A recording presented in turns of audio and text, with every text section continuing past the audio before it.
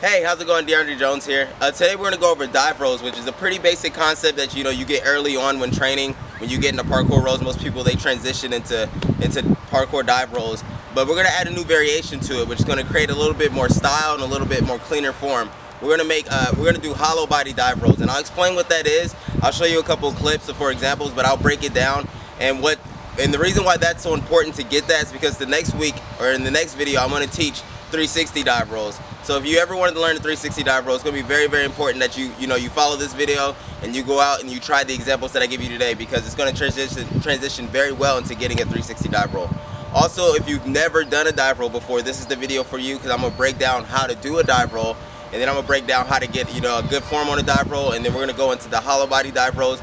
And from there, I'm going to leave you with a couple of shots of where you can look to go practice, and also where you can advance your dive roll so you can be ready for next week whenever we do the 360.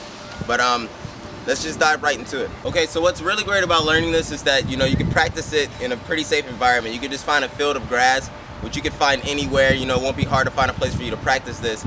Also, it's very safe if you start small and you build your way out. And also with the hollow body dive rolls, this is going to give us added hang time, and we need that hang time to make that full 360 rotation before we go into the dive roll. So it's going to be very, very important that that you find a place that's soft, because we're going to be doing a lot of jumping, a lot of landing onto our shoulder and going into that dive roll. And it's going to be very important that you do it in a safe environment. So I'm going to be doing it in a field of grass. If you have a gym, that works. If you have sand, that works. Even wood chips, that's even better. I wouldn't suggest going out and trying this on concrete, but to each his own. If you feel like you can and you're a boss like that, then go for it. But okay, so the first thing we're going to do, we're going to start ground level, start really, really small. We're just going to practice the parkour roll. If you don't know how to do a parkour roll, I have a link in the description. But basically, you just want to practice the parkour roll, do it standing, no run, nothing like that. Just practice doing that a couple times, and then from there, we're going to slowly start to make it longer, and we're going to slowly start to dive out a little bit more when we go into the parkour roll. Try to extend our body more when we go into the roll. And what that's going to do is, that's going to slowly give us the confidence to go for a dive roll. So this is very important if you've never done a dive roll before and you want to figure out how on earth can you're going to get the confidence to do it. This is how you do it. You just do everything standing. So first thing you want to do, standing parkour rolls. After that, you want to slowly make it longer, and then from there we're going to add a small takeoff, maybe 3 steps. Take small 3 steps, punch, and then go into the dive roll, and that's going to start giving us movement, give us motion. One thing to look at when I'm doing these dive rolls, if you haven't noticed already, or if you don't go out and do it naturally just from this example, I'm swinging my arms out as if I'm doing like a Superman takeoff, like I'm Superman, I'm gonna fly away or something. That's gonna change when we get into the hollow body dive rolls, but it's important right now to if you just want to practice your dive roll and get it down, that you swing your arms from below your waist and punch it forward, almost like you're flying. You just want to pretend like you're flying, and what that's going to do, that's going to elongate your body, and as your arms start to reach towards the ground, you buckle your arms in to safely land, tuck in your shoulder, and then that's going to transition into the parkour roll, and everything is just the same as a basic PK roll. From there you can exit and just continue running. But it's going to be very, very important that you take note of what your arms are doing when you're doing the parkour roll. You want to take it from underneath your waist and throw it forward, and that's just going to throw your body. The harder you do that, the longer your body's going to extend, the further you're going to go with the dive roll, and the easier it's going to be to do one.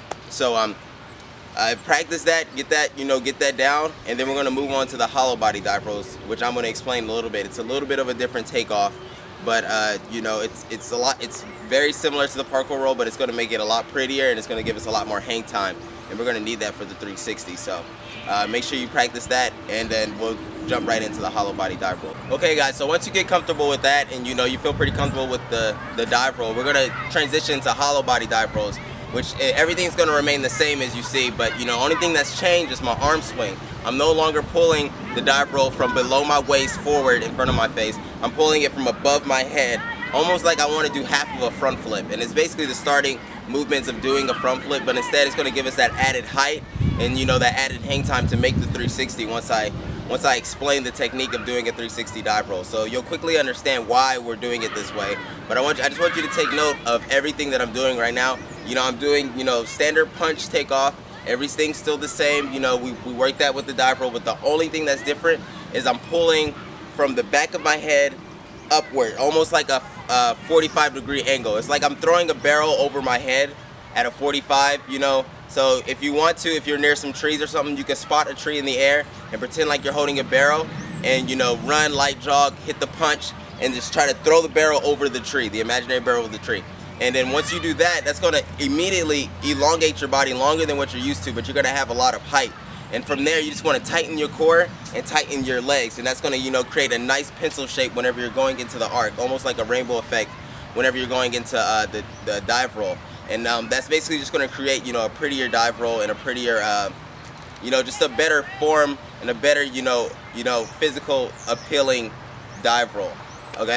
Okay, so from there, what I want you to do is I want you to take that hollow body dive roll and start doing it over an obstacle, either a small ledge into grass, over a small wall, or over like maybe a railing or something at a local park into sand. And what that's going to do is that's going to, you know, make sure you're in the right position for the next video whenever I teach the 360 dive roll. That's going to give you that hang time and that added height in order to make the 360 spin.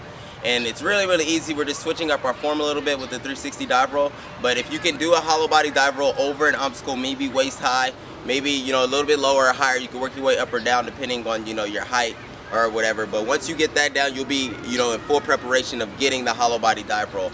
And you know, I want you to just go out today and just try it, work on it, you know, all this week, and just get ready for the next video. And it's going to be a lot of fun, and it's going to be a little bit challenging, but I know once you get this down, which is why I did a whole video over the hollow body dive roll, I know once you get this down, it's going to be a lot easier to understand and to get. So train hard, be safe, and I'll catch you at the next video. Real quick before you go, I want to explain something that I've done recently. I haven't made a video in like a week or two, and it's just because I've been busy editing and, you know, breaking down the front flip step by step. You know, I wanted to make a front flip tutorial, but you can't simply make a front flip tutorial with just one YouTube video.